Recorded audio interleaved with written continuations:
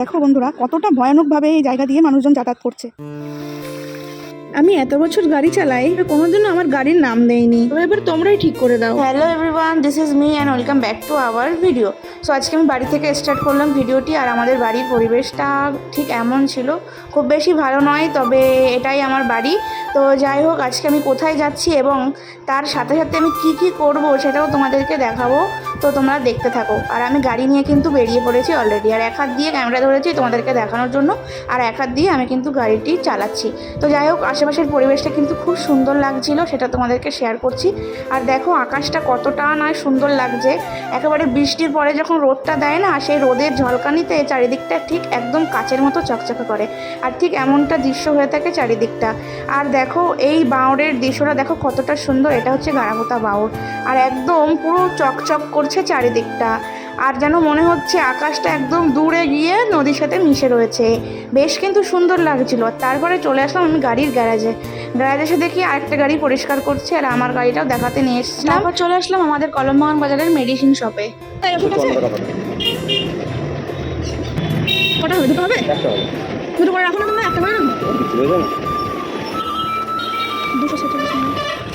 আর তারপর চলে আসলাম পেট্রোল পাম্পে। বলো তো বন্ধুরা, টাকা কোথায় থাকে? সব তো রাস্তায় চলে যাচ্ছে। আর তোমাদেরকেও তো একটা জিনিস বলাই হয়নি, আমি যাচ্ছি কোথায়। আজকে আমি যাচ্ছি মামার বাড়ি, আর মামার বাড়িটা তোমাদেরকে দেখাবো। আচ্ছা বন্ধুরা, তোমরা বলো তো তোমরা কেমন ভিডিও দেখতে পছন্দ করো? আর আমি তো সব রকম ভিডিওই বানাচ্ছি। এখন তোমরা বলো, তোমরা আমার থেকে কোন ভিডিও দেখতে পছন্দ করবে কিংবা করছো?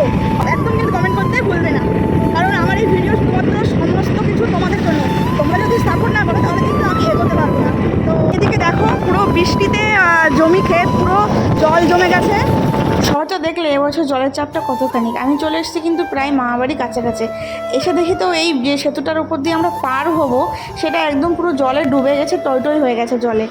বন্ধুরা, এই যে সাঁকো দেখতে পাচ্ছেন, এটা এখন এতটাই ভয়ানকভাবে রয়েছে, এখানে যাতায়াত করা মানুষ হেঁটে যাওয়াতেও তার জীবন সংকট হতে পারে। তো যাই হোক, এই রাস্তা দিয়েই আমাকে এখন যেতে হবে। তো কত টাকা আছে? হ্যাঁ, এই তো আমি এখন এলাম, এটাই একটাই। আর এই যে অবস্থা, এই ব্রিজের উপর দিয়ে যাতায়াত করাটাই, তোমার ঘর তো ডুবে গেছে, আর পুরো জল পুরো থই থই করছে ব্রিজের উপর দিয়ে। এখন আসলাম মাঠের থেকে। কি মাছ ধরেছে আজকে? তাহলে আমাদের কি করে দেবে? মাছ ধরতে পারবো না, তাহলে আমার ডাকলে কেন? কি তুমি কি এনে দিলে? কি রান্না করছো দিদা? আমি মাংস রান্না করছি। আজকে সেই খাওয়া দাওয়া হবে। হ্যাঁ, মুগের ডাল রান্না হয়েছে। আর কি করেছো? আলু ভাজেছি। মুগের ডাল, আলু ভাজা, মাছ ভাজা আছে, তারপরে মাছের ঝোল। তাহলে তো অনেক কিছু রয়েছে আজকে। বাহ।